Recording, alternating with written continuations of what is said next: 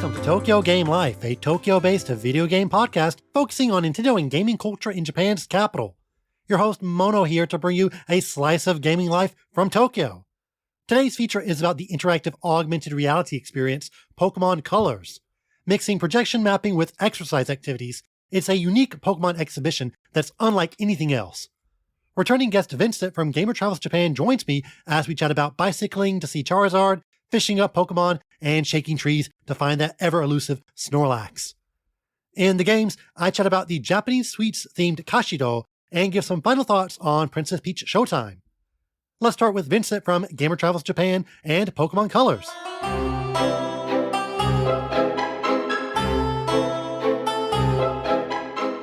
Today's feature is about the interactive exhibit Pokemon Colors. Part playground, part extrasensory experience, part light show. It's a vivid Pokemon branded event that's popped up a few times here in Japan. Joining me to chat all about this unique exhibit is a special guest. So guest, please introduce yourself. Hi, I'm Vincent Ong. I'm Gamer Travels Japan on Instagram. So I'm a personal shopper for Filipinos here who want to buy games in Tokyo. And one of the main goals of my page is just like Tokyo Game Life, help gamers travel in Tokyo or around Japan. And I'm actually here to talk a bit about Pokemon Colors because I did shoot some video, but I was too lazy to make it. I think it's something worth sharing, I think, with a lot of gamers. Thanks for joining me yet again. You appeared on the Monster Hunter Cafe episode, the Pokemon Cafe episode, and this time we've got no food to talk about, but go ahead and lay the foundation. What is Pokemon Colors? Okay, so Pokemon Colors, at first, I really didn't know what it was about. I saw, as a tourist, you just plan your events. As you go near the date of you actually traveling there, you actually look at websites and events that are actually happening. And one of that I stumbled upon was Pokemon Colors. And all I could imagine it looked like an interactive event with colors, but I was more intrigued by the design because it had silhouettes of Pokemon. It had this really, I guess you could say, adult looking, artsy looking way of portraying Pokemon, which really caught my eye. So I really didn't expect what was going to happen until I went there. And when I went there, I realized how much Pokemon is really forward thinking in public relations and world domination. Because this is Pokemon Colors is a way to teach kids how to exercise. There are interactive elements that get kids moving. It helps people who are naysayers of Pokemon or video games in general. And they say, oh, the Pokemon company is out to get your money and make you lazy, right? Or make you fatter, as we talked about the Pokemon Cafe, right? Or just be consumerist and buy stuff. And this is actually an activity to get kids to actually move around and be active, How would you describe the overall aesthetic of Pokemon Colors? Well, Pokemon Colors it's a small, like, you can say, theme park. It's basically a room with interactive arcade games around it. So one is you're on a bike and there's a screen in front of you. And when you pedal, the screen actually gains color and more Pokemon go around there. And so, as you can imagine, other arcade games are around coloring your world through activity. So one was shaking an actual tree. Fruits will come out in the screen, and the goal is for the Snorlax to come. And one of the interesting things is it's very Japanese because it's all about team effort, right? All of the games, as I remember, are all about everyone trying to make the world color together. Yeah, I'm not really sure how to describe what it actually looks like. It kind of reminds me of an iPhone background, the way it mixes the colors. And there are a lot of 3D models, and they're these very stark, colorful blocks that kind of feel like the 8-bit graphics turned into 3D. Yeah. Did the look of the graphics remind you of anything? I think the looks graphics, remind me very iPhone, very yeah. But it's again a step forward of wanting to see Pokemon in 3D, and a life-size Pokemon in 3D is different. And one of the games that I really did like was you have to hit a ball into the screen, and there are blocks there. And as you knock off the blocks, you start seeing more Pokemon appear in the screen as well. I think as an adult, I was actually more worried because it's designed for kids that I might destroy the arcade. But it's pretty sturdy. Right. Yeah, Unlike the Pokemon Cafe, I have been to this one. The yeah. first event was in Ginza in 2021, but it has since expanded to other parts of Japan. The most recent being in August of 2023 in Yokohama, which you went to. And it was created in cooperation with 110, which is a Japanese design firm and event planning organization. And looking at their other events, they all do seem to be somewhat similar in terms of how they look. There's a lot of projection mapping. Yeah. They also worked on the UI UX for a Momotaro Dentetsu browser game. So that's another gaming connection. But this type of event where there's a lot of lights and sort of AR elements seem to be pretty popular in Japan. Why do you think that is? I think for Tokyo, and it brings to mind what you said about what the theme was. Actually, it just popped in my head that this reminds me of Pokemon trying to be like Team Lab, right? Team Lab is one of the most popular Yeah. interactive theme parks in Japan, and they just opened actually, right, this month. And I think it's particularly because of Tokyo. Or one of the interesting things about when people think about Japan, they think about the future, and Tokyo particularly is trying to lead that, right? It's not all the time in Japan, right? There's still fax machines, Yeah. right? Or I saw payphones in some areas of Tokyo.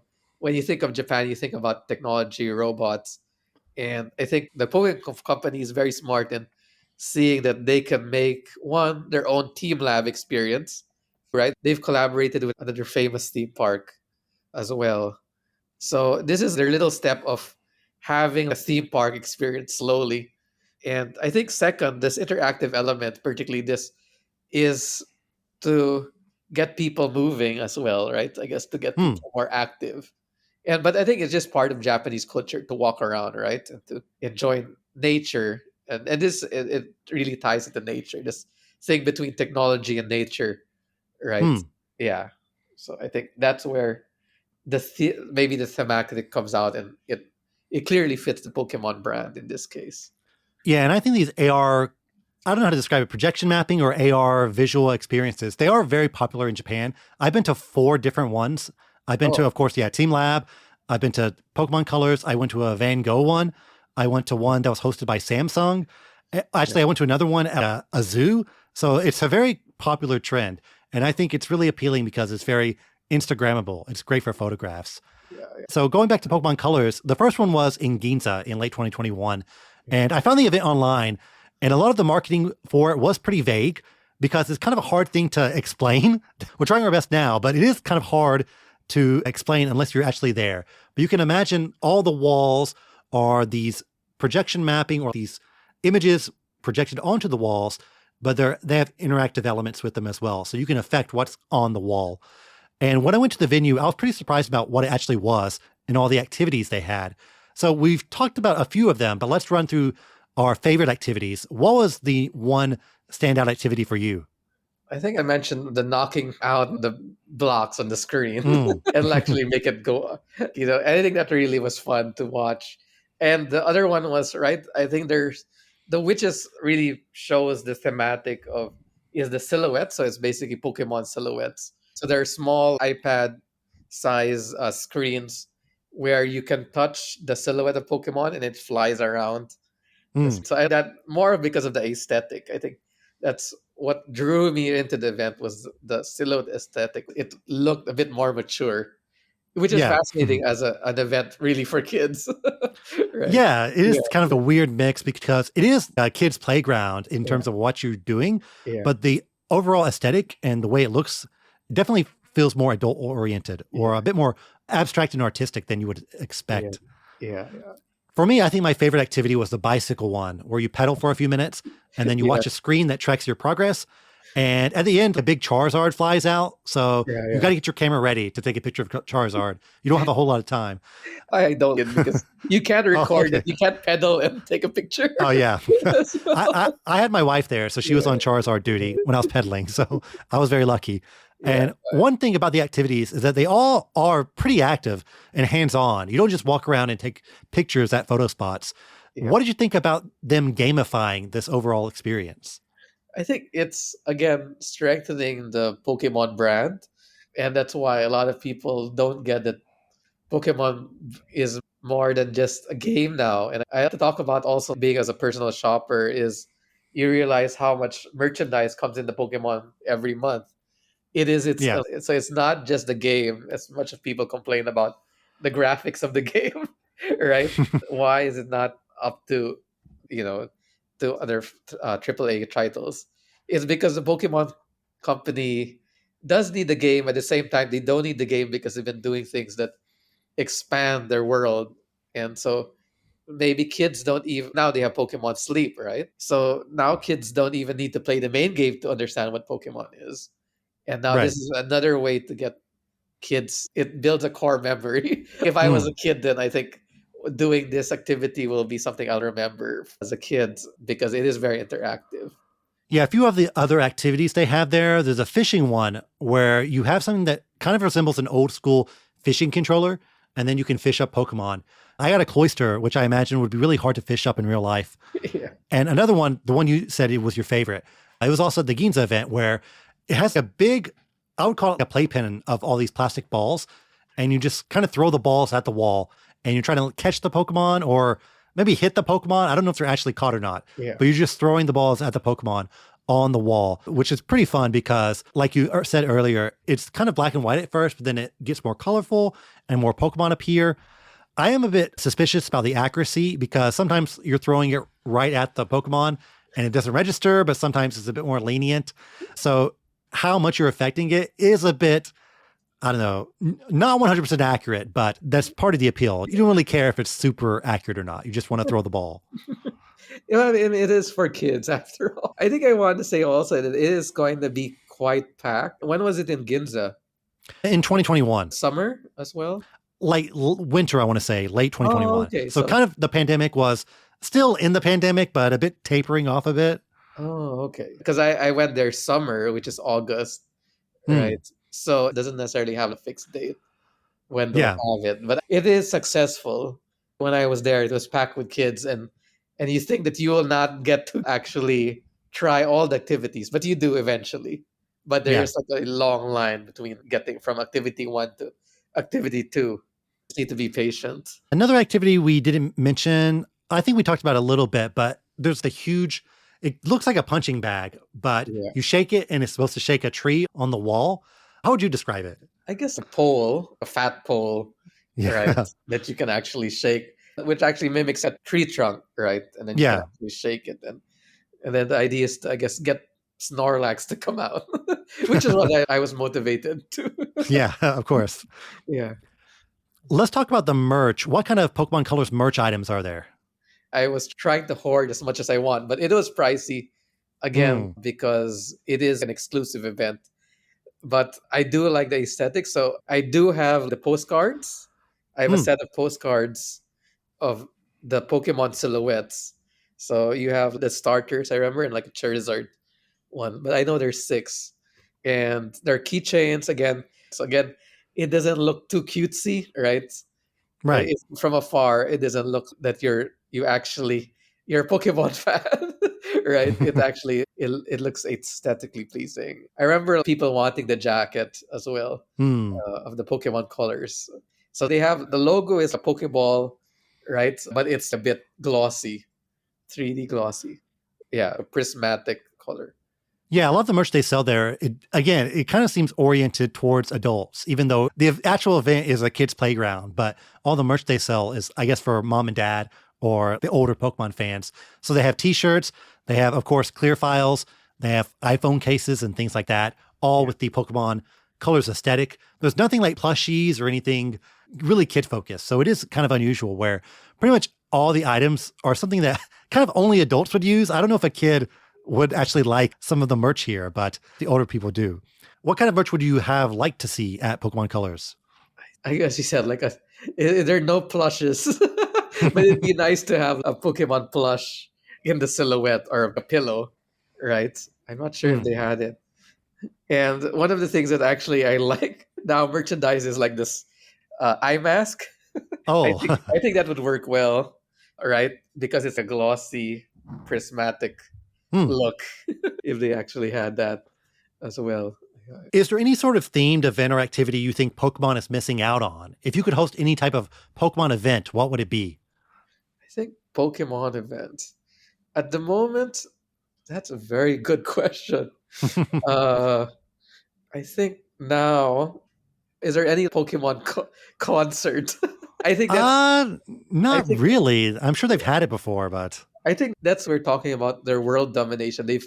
It seems they've gotten a lot of places, but not Pokemon music, hmm. right? Which they're slowly doing, right? They're actually. I think they got Ed Sheeran for the end of Pokemon Scarlet.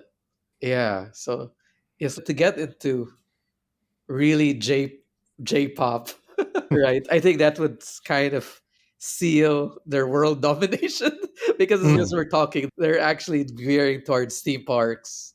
They have the merch down, they have the anime already, right? To actually have a Pokemon concert with actually, if they're getting all these superstar artists, that would actually make them rule the world. I guess. Yeah, Pokemon Colors is a time limited event, so it's not happening as we're speaking. So it's hard to say when it will happen again, but I'm sure it will because they've done it a few times over the years and it seems to be fairly popular. So I wouldn't be surprised if in 2024 it pops up yet again. What kind of advice would you give to somebody who visits Pokemon Colors for the first time? Don't worry again about actually lining up because there's enough time to go around and see all the activities. Yeah. Second, for as an adult, I think we can post this right in your posts or is the actual merchandise is really cool. So save Mm, some money because you can't actually come back, right? Once you leave Pokemon colors, you can re-enter. right. So it's that's why it's so hard to leave because do I buy this or not buy this, right? Yeah. So I think it's make sure you have enough money to you can check their Twitter account and actually check what merchandise and the prices. So be prepared, I guess, basically you can't actually return. And these are items you can't even find in the Pokemon store. Yeah, that's Yeah, something very unique about it. yeah, And I think it's definitely, for Pokemon fans, it is a very fun activity, especially for kids. But if you're an adult, there's definitely stuff there that you would find interesting because there's not really a whole lot of other events that are like it. And it's a totally different look for Pokemon. yeah, And it's, yeah, very unorthodox compared to what you would expect for a Pokemon event. yeah. And I think compared to other events is that it's difficult to get to because you see that's why we wanted to talk about this because everyone Mm, talks about the Pokemon Center and then Pokemon Cafe online, right? yeah. Used to have a lot of content on that, but there's not enough content about the other stuff Pokemon company does. I still need to go to the museum. They have a museum collaboration, right? Are you talking about the Fossil Museum? Yeah, the fossil Oh, museum. yeah. I want to Yeah, go to that one as well. yeah. So yes, so you can actually get a Pikachu with the archaeologist Mm, Indiana Jones hat, right? So I think that for Pokemon fans, we need to share that there are stuff beyond what you see online, and just look. I guess follow the Pokemon Twitter account, right? For these like yeah, Japan exclusive events that no one really broadcasts about, but right. I think people should know about. All right, I think we touched on all the important parts of Pokemon Colors. So, Gamer Travels Japan, where can people find you? Okay, so you can find me at Gamer Travels Japan on Instagram. And I guess I'll be back in Japan this May. If you have something that you'd like for me to find, just let me know. This will motivate me to make my own content about Pokemon colors as well. Great. And the links to everything are in the podcast description. So, listeners, check it out. Gamer Travels Japan, once again, thanks for joining me. Thank you. See you.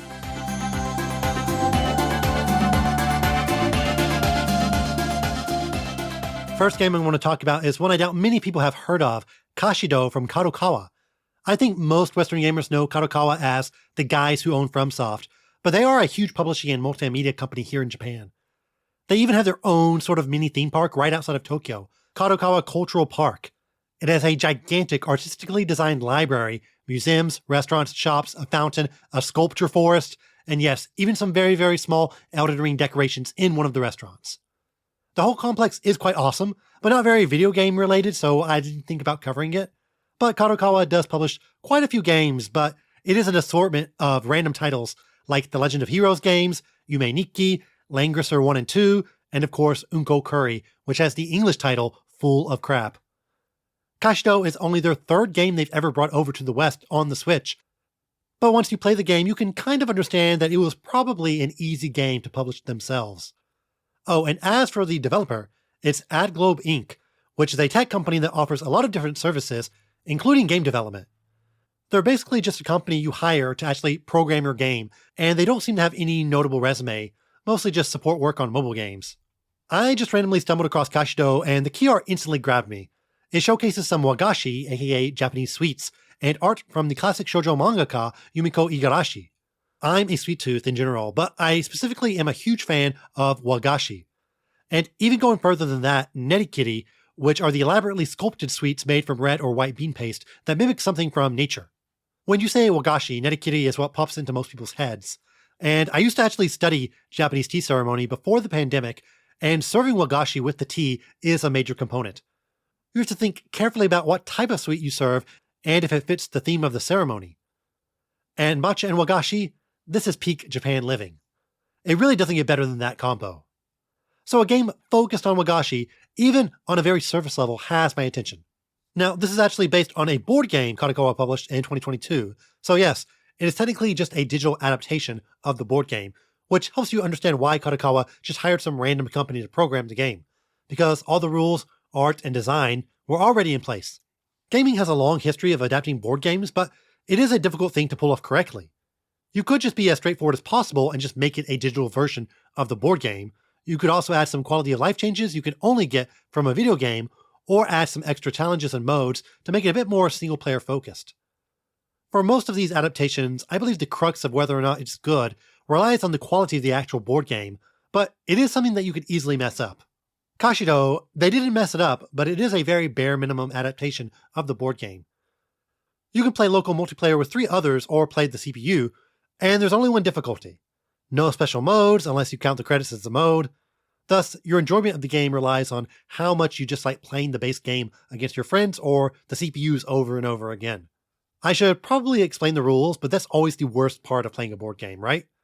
Anytime you go to a board game meetup and someone is just going on and on about the rules, everyone is thinking, listen, I'll just learn by playing. There's actually a chain of board game cafes in Tokyo called Jelly Jelly Cafe. I've been there a few times, both solo and with my wife. It's fun because you just pay a flat fee and you can play as many board games as you like, but when you join a group of hardcore board gamers, you just kind of pray that you know what you're doing. Though one time I went with my wife and we had to join this other guy because if you don't reserve a table ahead of time, you had to play with the other groups. So it was this guy who was a kind of an antsy college student, my wife, and I. We played a few games, and my wife, who has probably never played a board game outside of the game of life, completely smoked him. She barely knew the rules, but persevered through sheer beginner's luck. It was amazing. Though I don't know if you'll ace KASHIDO the first few rounds through pure beginner's luck. The game has you move tiles on a 4x4 grid. 16 tiles, 4 colors each. Around the grid are chips that you can get by matching tiles to that row or column. So let's say a row as a reward has a chip with 3 yellow. In order to get that chip, you need to end your turn with 3 yellow tiles on that row. The chips go towards your point total, but you can also use the chips to give you an advantage on your move. This is one of the more interesting elements of the game, as sometimes you don't necessarily go for what chip grants you the most points, but instead you're collecting abilities that you can use to give you an advantage, especially later on in the game. For example, you can only normally swap tiles once per turn, but if you use a red chip, it can give you 2 more swaps. Yellow chips give you the ability to take multiple chips per round. Green chips let you lower the requirement for taking chips, like you can now take a 3 green chip when only 2 green are in a row. And finally, blue chips don't do anything, but they grant you double points. The real meat of the game's strategic element is trying to figure out which chips you should grab and then using them at key moments in the game. It does somewhat lean towards hoarding them to the end. Those last few rounds, all the easy chips have been taken, so you just have rows and columns that have harder conditions to grab a chip like 4 red in the same column. Seems impossible, but if you saved up red, you can move more, then you can also combo that into green to grab a 4 red chip when there are actually only 2 red on the row, so don't just blow your chips early on.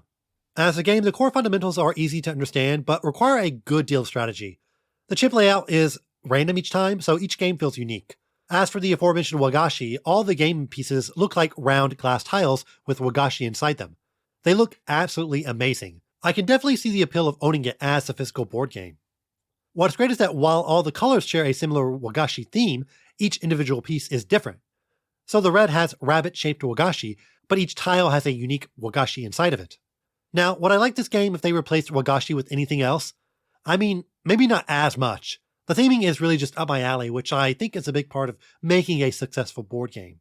There are some big marks against it though. For one, no difficulty levels. I suppose if you get really good at the game, you could probably just clean house.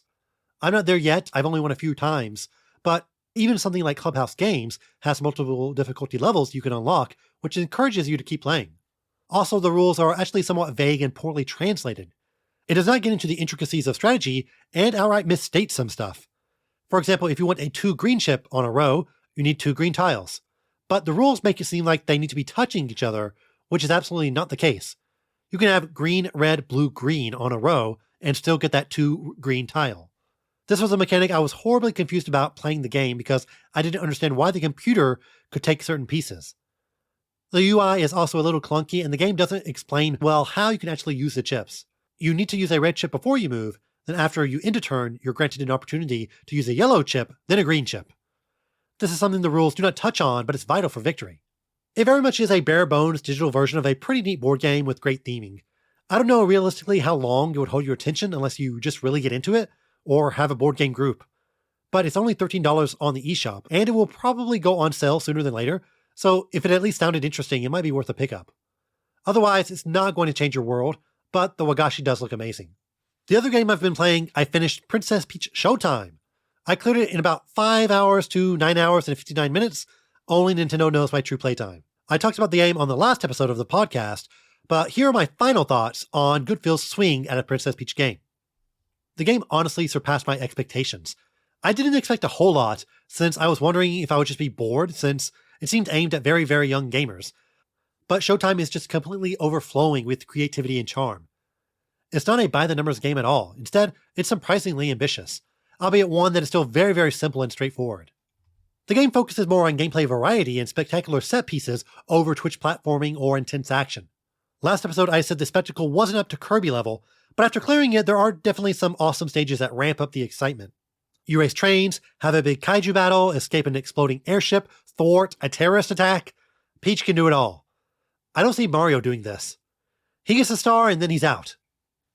And the stage gimmick and costume changes allow the devs to put Peach in a lot of strange situations you wouldn't find Mario in. They basically turn Peach into some sort of even simpler version of Kirby, but all the abilities are quite fun to use, even though there's not a lot of depth to each one.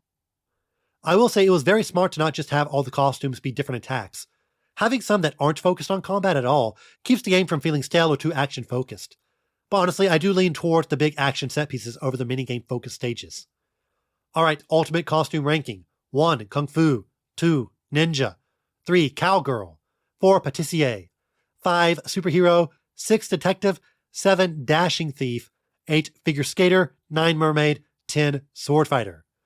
None of them are bad though. I would rank Sword Fighter the lowest since it is by far the most basic, especially compared to all the other combat ones. But it's mostly just the tutorial costume that teaches players the mechanics of the game, so I can't hate on it. Plus, Peach looks really stylish in her musketeer outfit. Showtime is the game that needed to be made to put Peach back in the main character spotlight. Something kids who have never played a real game before can try out. It's not punishing, even if you die you just lose some coins, and the mechanics are really easy to grasp. The main complaint people will have with the game though is just that it's very, very easy, with no real depth to the mechanics and limited flexibility in how you tackle a stage. There's no real exploration or notable challenging segments. It does just feel like you are going along for the ride. Every challenge just has one thing you gotta do, and you just do it with minimal thought. I think this is why I quite like the detective outfit, because there are some puzzles that do require a bit of thinking. Nothing crazy, but the puzzles are pretty different and have a fun theming around them. The main challenging aspect comes from the collectibles. In pure Goodfield fashion, there's about 1 billion of them. Mostly just stars you find in the stage, but there's also some costumes you can earn as well. Many of them are quite well hidden. I think there are only a few stages where I got all the collectibles the first time through. And since the game is so short, this is the main impetus to keep playing it after the credits roll. There's even a new unlockable after you beat the game, just in case you try to 100% it beforehand. Goodfield always has something up their sleeves to stretch out the length of the game. Honestly, I didn't really bother with the collectible aspect. In a Mario game, of course I try to 100% it, because it's fairly manageable and it's just fun to replay levels. But in Goodfield games, you gotta really have that special lobe in your brain that makes you want to collect every single little thing. Me, I'm one and done. but maybe I might play through some of the more spectacular stages again one day if I get in a Peachy mood. If the game does well, Peach now has her own franchise. It is a little sad that it's obviously below Super Mario and Luigi's Mansion in quality, but hey, it's game one. I think there's a lot of potential for future games down the line. The costume gimmick is good, so let's keep that, but maybe give Peach more abilities, again closer to something like Kirby. I understand them not wanting to make it too hard or complex, but if you make Peach powerful enough, kids can just brute force their way through stages, while experienced gamers can experiment more and appreciate some of the more richer mechanics. I would also love to see co-op. Throw Daisy or Rosalina in here. And maybe lean a bit more into the non-combat stages. I think this area has the most room for growth in terms of new ideas they could introduce. A possible Peach Showtime series has way more room for creativity as opposed to a Craft Yoshi game, for example. Like, what are they going to add to the next Yoshi game that will get people excited? Though hey, maybe Yoshi and Peach can team up. I'm trying to think if Peach has ever ridden Yoshi, and honestly, no, maybe? Yoshi is not in Super Mario Bros. 2, she's captured in World. Yoshi isn't in 3D Land. Peach isn't playable in any of the new games. I guess Peach can ride Yoshi in Wonder, but that's another character and not like a power-up. So in short, make a Yoshi cross Peach game. And also throw Kirby in there, why not? Now, while I had a nice time with Princess Peach Showtime, it is hard to automatically recommend. I mean, it's a $60 game that's about 5 to 10 hours max. But if you want a more chill experience after playing some massive game, or you really like Peach, or you're buying it for a young child, Showtime has a lot to offer and gets me excited about the potential future of the franchise. Honestly, I would much rather have Goodfield work on a sequel to this game over a new Yoshi game. Or just do the team up, nothing's stopping them. That's it for games, now for the news.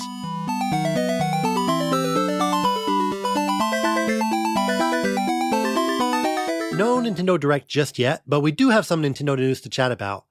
Nintendo finally released some details on the upcoming Endless Ocean Luminous. The flow of the game seems to be you diving into somewhat randomly generated oceans, where you explore, observe fish, and find treasures.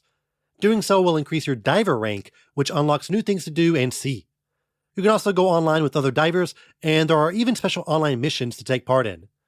Though it does seem very simple on the surface, there seems to be a lot of content in the game. At least 578 fish, a lot of different biomes like underwater temples, sunken ships, glaciers, and so on.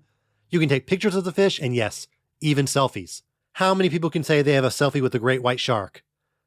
There also seem to be a lot of rare treasures, but the treasures mostly just seem to be gleaming dots that you interact with, and then it shows a JPEG of what you got. I would vastly prefer if the treasures were 3D objects on the map that you can actually see, a la Pikmin. But maybe it's integrated well into the game, let's see. I'm pretty excited for the game. It'll be my first Endless Ocean title, and it seems like they are really packing it in with a lot of things to do and see. The randomly generated oceans with the seed you can share is straight out of a roguelike, which is an interesting take on the game. Side Order was a fascinating take on the genre, so I wonder if other devs associated with Nintendo are getting the roguelike bug. Anyways, Endless Ocean is about a month away, and rest assured, I will be talking a lot about it. Things are also ramping up at Universal Studios Japan with the Donkey Kong expansion. YouTuber LCA Studios recently posted a video of test rides of the minecart ride that will be the big attraction in the section. The ride is supposedly quite innovative, and the main feature is that it has a false track. The track that it looks like you're riding on is just purely for appearance. Instead, it's attached to another mechanism on the side. This makes it seem like you're going to jump over the track, but don't worry, you're safe. Probably. The video doesn't show the ride in detail, but you can see some glimpses of the false track in effect in a few shots. I liked the Mario Kart ride, but this one has potential to be even more exciting if they pull it off. It looks like the DK part of Super Nintendo World in Japan is pretty much done. I've come across some rumors that USJ might get a ticket price increase in June, which has people speculating that the DK section would open around then or July. I don't think I can make it down there this year, but hopefully I can get someone who did attend to come on the podcast.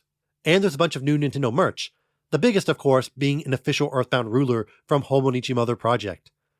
The ruler is an iconic item in the series that does absolutely nothing, but you can own a real one, made of bamboo from the Shiga Prefecture in Japan. It's on sale now on Hobonichi Mother Project's official store. Itoy and crew announced that this year they will have a lot of new Mother merch and events. So far, we've gotten some interesting items, but nothing too crazy. I am always amazed about how much merch they can squeeze out of this very dormant series. Uniqlo is also going to start carrying Tears of the Kingdom themed shirts this month in Japan. The designs are pretty so-so to be honest. Uniqlo gaming collabs used to be absolutely amazing, just circa those early Metal Gear ones, but these days it's just promo art slapped on a shirt, and it's way too minimalist. Not sure if I'll pick them up. I already own a Tears of the Kingdom shirt, and honestly, probably one is enough.